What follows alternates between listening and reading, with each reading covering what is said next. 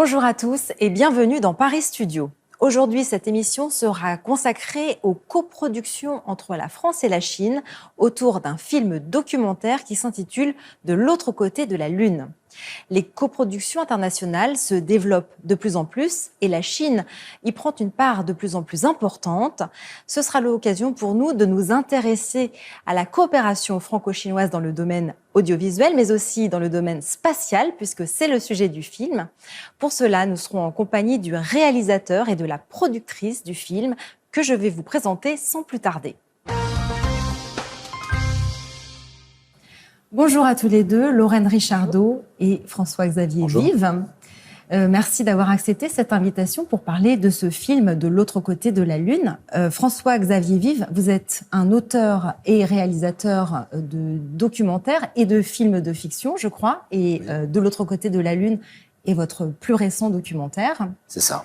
Et vous, Lorraine Richardot, vous êtes donc productrice pour la compagnie des phares et des balises, CPB Film, et vous êtes donc l'une des productrices de ce film. Exactement.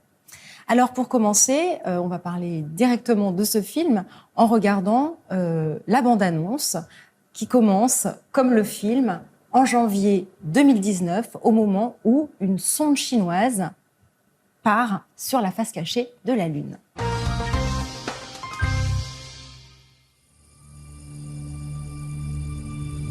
Plus de 50 ans après les missions Apollo, la Lune continue de nous fasciner.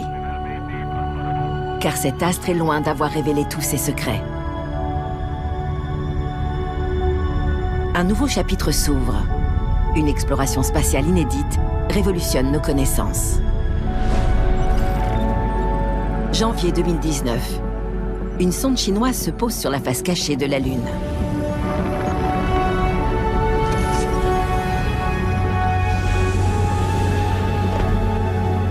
Un véritable électrochoc. Une prouesse scientifique qui replace la Lune au centre de toutes les attentions.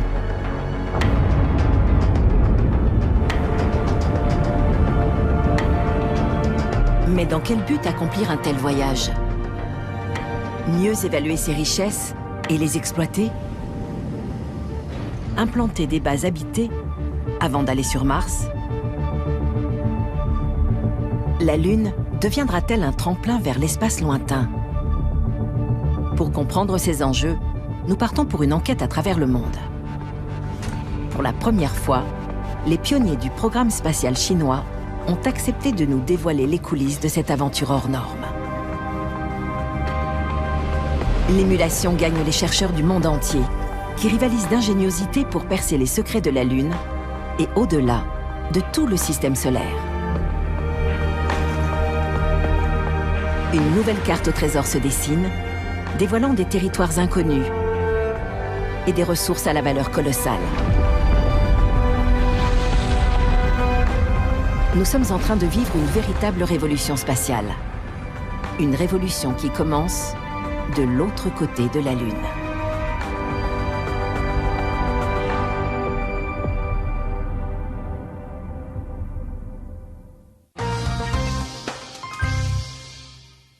Cette sonde chinoise qui part de l'autre côté de la Lune, un côté où on n'était jamais allé, c'est donc le point de départ de ce documentaire. Est-ce que vous pourriez nous dire, pour commencer, peut-être vous, François-Xavier Vive, ce qui vous a donné envie de faire ce film? Comment ce film est né? Alors, je ne suis peut-être pas la meilleure personne pour parler du tout départ de l'aventure, parce que c'est vraiment quelque chose qui est parti de l'agence spatiale chinoise, à vrai dire. Qui, pour la première fois, dans le cadre de son programme d'exploration lunaire, qui est un programme très ambitieux, qui s'appelle Chang'e, a eu l'envie d'ouvrir ses archives, de faire partager ses archives dans le cadre d'une coproduction internationale, coproduction de films.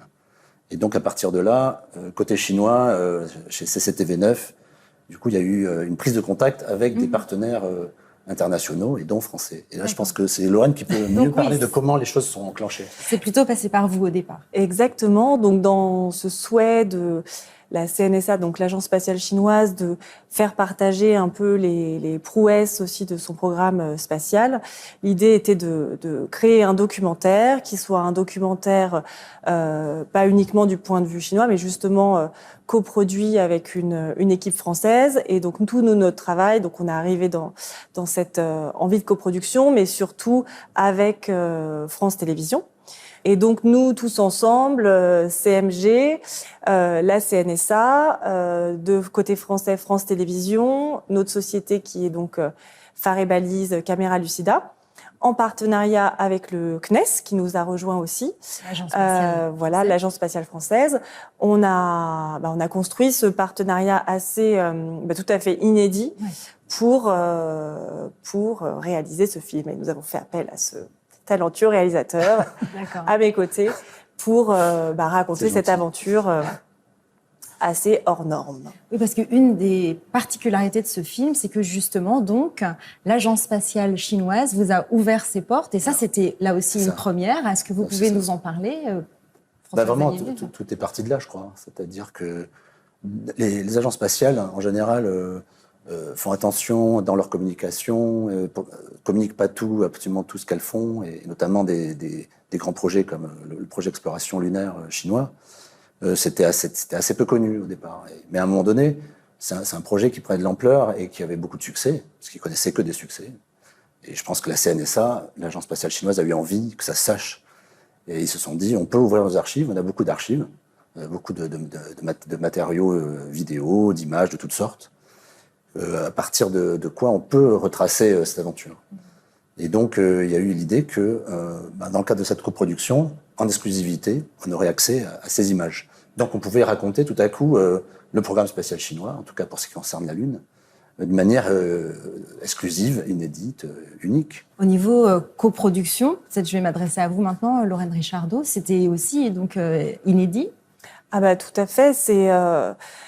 encore une fois, c'est la première fois que l'Agence spatiale ouvrait. Il y avait les archives, mais aussi d'avoir accès aux scientifiques chinois, ce qui est extrêmement complexe, voire impossible, si on n'a pas le mot de passe ou la clé pour ouvrir ces portes qui sont souvent closes.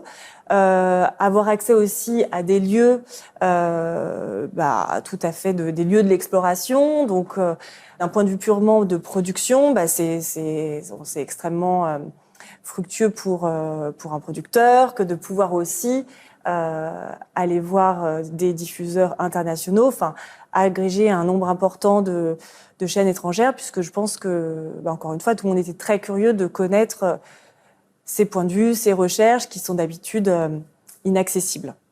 Oui, alors donc, on va aborder la question coproduction maintenant, puisque donc là, il s'agit d'une coproduction avec en particulier donc ce média chinois, CMG. La coproduction, c'est quelque chose international, je veux dire. C'est quelque chose qui a le vent en poupe, je crois, actuellement. Ça ouvre évidemment beaucoup de possibilités en matière, j'imagine, de recherche de fonds, mais aussi pour stimuler la créativité, s'enrichir mutuellement. Quels sont les avantages? Là, je m'adresse à nouveau à vous, Lorraine Richardot. Quels sont les avantages d'une coproduction internationale comme celle-ci? Les avantages, c'est de pouvoir donner les moyens aux réalisateurs de travailler, puisque c'est un temps, on a démarré ce projet a été initié en 2019. C'est des temps de développement. Quand je parle de développement, c'est donc d'écriture scénaristique pour vraiment définir comment on va raconter l'histoire, qui on va aller rencontrer. En gros, tout à fait normal de casting, avec des envies de réalisation dont François vous parlera. Ça a été vraiment une possibilité d'agréger des fonds et surtout de se questionner pour le coup dans le cadre de cette coproduction-là en particulier, forcément avec des interlocuteurs qui culturellement ont des façons de faire différentes. Donc on a vraiment travaillé au plus près, en discutant par Zoom, donc de manière très régulière pour essayer d'avancer pas à pas, de réfléchir, nous de proposer tout ce qui était envisageable, possible pour rebondir au mieux. Mais effectivement, il a fallu faire preuve de grande créativité.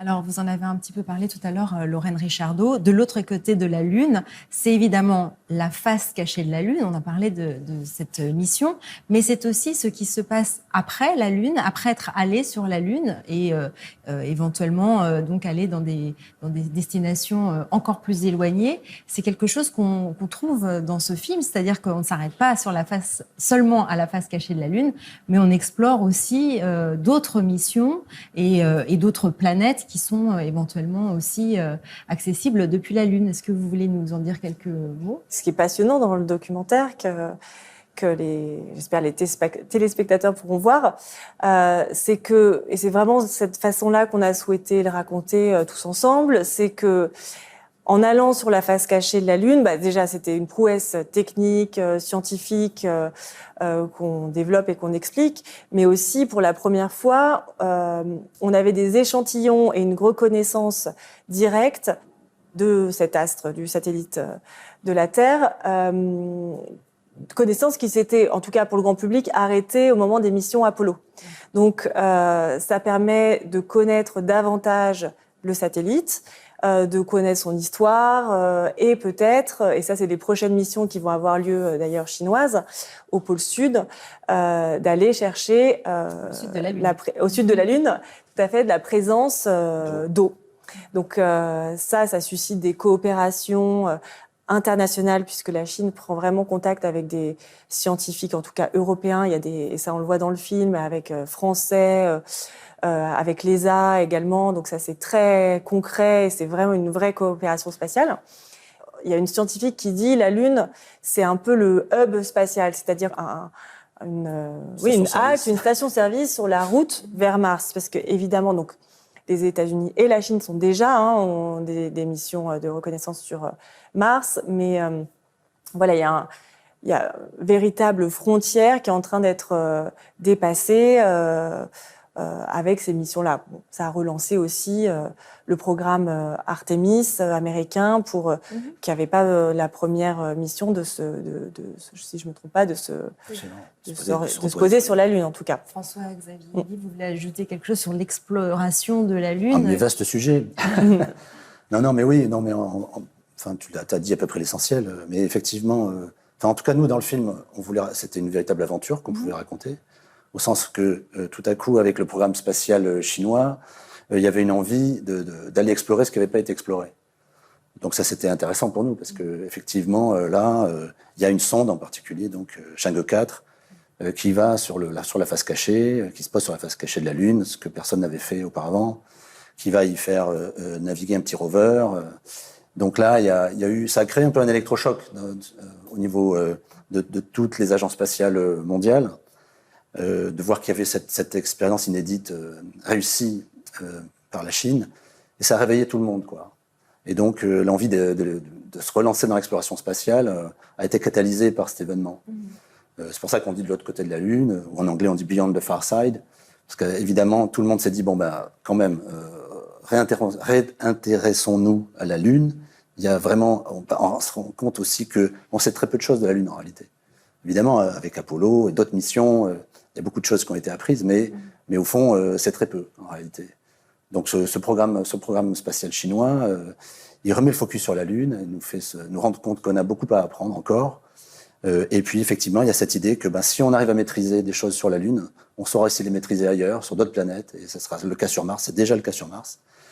Donc c'est vraiment une nouvelle ère de l'exploration spatiale qui a commencé, qui s'est réveillée, on pourrait dire, avec ce qui ce ressort programme. du film. Pour leur mission lunaire, les Chinois ont choisi le nom de Chang'e, vous l'avez dit, et qui est le nom de la déesse de la Lune. Ils se rattachent de cette façon à leur mythologie. Voyez-vous dans cet alunissage la continuité, justement, avec ce nom de Chang'e, de cette exploration, ce goût de l'exploration chinoise qui a commencé depuis des millénaires? Est-ce que c'est quelque chose que vous avez ressenti aussi quand vous avez eu l'occasion d'être en contact avec les scientifiques chinois? Tout à fait. D'ailleurs, les scientifiques jusqu'au directeur de la CNSA qui intervient dans le film, souligne avec émotion que c'est une véritable c'est aussi une découverte pour l'humanité. Une science. Ça fait véritablement partie, bien sûr, mais je pense que comme n'importe quel scientifique, d'abord découvre de nouvelles choses, arrive au bout d'un projet avec de telles prouesses et de tels succès, c'est forcément beaucoup d'émotions. Et d'autant plus d'un point de vue national, évidemment, c'est une fierté. Donc ça, bien sûr, on l'a ressenti. Je pense que même de manière générale, toutes les missions spatiales, c'est des missions d'une vie. Souvent, les scientifiques y consacrent toute leur énergie et toute leur vie, surtout à des missions de aussi long terme. Donc plus il y a d'accomplissements et qui sont en plus couronnés de succès, forcément c'est extrêmement riche en émotions. Et ça, on l'a perçu. Vous voulez ajouter? Mais c'est vrai que il se trouve qu'en fait, je me renseigne aussi là-dessus dans le cadre d'un nouveau projet, mais je vois que en Chine, il y a une préoccupation pour le ciel, pour l'observation du ciel, l'observation des étoiles, mais effectivement des planètes du système solaire, qui est extrêmement, c'est une préoccupation extrêmement ancienne, de plusieurs millénaires. Ils ont été très avant-gardistes dans ce domaine, de manière très étonnante. Et c'est sûr que le programme spatial actuel, il est vraiment dans le droit fil de cette préoccupation, de ce besoin, de cette science qu'ils ont en Chine du ciel, quoi.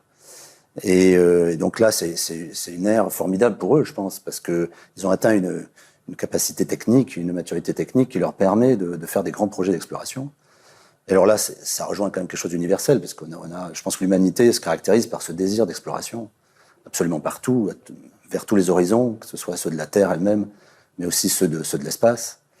Donc là, il y a quelque chose aussi qui prend une autre dimension. Et avec ça, il y a un nouvel acteur majeur disons, du spatial mondial qui s'est révélé, qui est la Chine aujourd'hui, qui, on peut dire, la deuxième puissance spatiale mondiale aujourd'hui.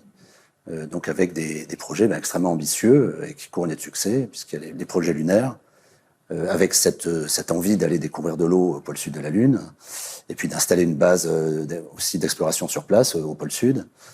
Ça, c'est dans les cartons et c'est pour plutôt un assez court délai. Hein. Et puis sur Mars aussi, ils ont démontré en une seule mission qu'ils pouvaient réussir ce que d'autres avaient fait en 12 ans. Donc tout le monde est impressionné, quoi. Donc il y a un nouveau rythme et une nouvelle perspective là, qui se met en place avec ces succès chinois. Et une émulation internationale. Voilà. Donc c'est vraiment ça qu'on souhaitait raconter. Oui, ça c'est quelque chose qui ressort beaucoup du film. C'est que oui, certes, ce sont des pays qui mènent ces missions, mais et il y a une compétition internationale d'ailleurs, mais ces missions n'existeraient peut-être pas, ou peut-être pas sous cette forme, s'il n'y avait pas aussi une collaboration internationale. On voit ça beaucoup dans le film. C'est-à-dire que, notamment, justement, il y a un laboratoire français qui a été sollicité pour, je crois, la mission Chang'e 5, avec donc cette scientifique qui appartient à ce laboratoire. Jessica Flao, du CRPG de Nancy. Qui est une des personnes interviewées dans le documentaire et qui est très impressionnante. Et on découvre à ce moment-là que, donc, voilà, ce laboratoire est impliqué dans une mission chinoise, ce qu'on ignore, que le grand public ignore en général. Oui, c'était un des aspects qu'on trouvait intéressant de traiter, effectivement que le public ne connaît pas forcément, c'est que le spatial en fait appel à des expertises très très particulières. Mais effectivement, on s'aperçoit que des agences spatiales comme l'agence spatiale chinoise va solliciter une expertise comme celle de Jessica Flao, qui est une chercheuse dans un laboratoire de Nancy, mais qui a développé, qui intervient dans le documentaire, qui est dans le film et qui nous montre qu'elle a développé un savoir, une science qui est incontournable pour les grandes agences spatiales, y compris pour l'agence spatiale chinoise, lorsqu'elle a déterminé où elle va poser sa sonde, qui est le fruit d'années et d'années de recherche. Donc c'est un enjeu très important. Donc ça montre bien que dans le spatial, comme ça, effectivement, il se noue des collaborations qui sont des collaborations qui dépassent complètement les frontières nationales et qui se tissent en fonction des savoirs et des expertises de chacun. Et c'est ça qui est aussi joli dans le spatial, c'est qu'au fond, à un moment donné, on dépasse les frontières classiques pour nouer des choses où l'argument principal, la visée principale, c'est le succès d'une aventure qui est quelque part une aventure universelle, quoi. Ouais. Et donc, à propos de ces collaborations franco-chinoises, je vous propose tout de suite de regarder un petit sujet sur les principales missions spatiales franco-chinoises.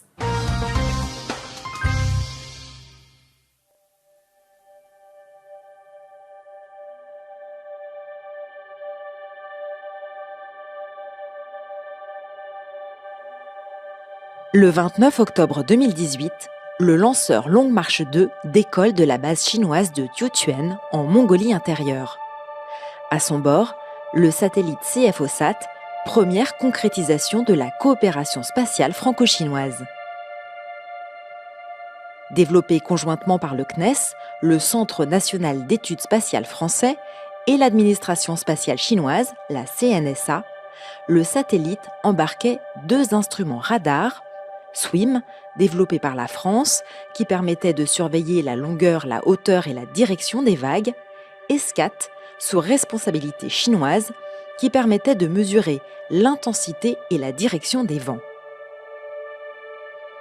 La mission, une réussite, a permis des mesures extrêmement complètes, utiles notamment pour l'étude du climat. Une deuxième mission spatiale scientifique issue d'une collaboration franco-chinoise se déroule actuellement. C'est la mission SVOM. Elle prévoit d'envoyer dans l'espace un satellite commun dont l'objectif est d'examiner des phénomènes énergétiques aux confins de l'univers. Là aussi, il s'agit d'une coopération entre le CNES et la CNSA.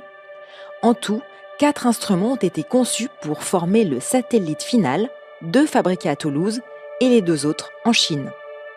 Après plus de 10 ans de travail sur la conception, les 2 instruments français ont été envoyés à Shanghai fin avril pour être fixés sur le module du satellite à côté des 2 instruments chinois. Le satellite SVOM est maintenant presque complètement assemblé. Il sera envoyé dans l'espace courant 2023 par le lanceur chinois Long March 2C depuis la base de lancement de Xichang. La mission est prévue pour une durée de 3 ans et sera donc la 2e mission spatiale scientifique issue d'une collaboration franco-chinoise.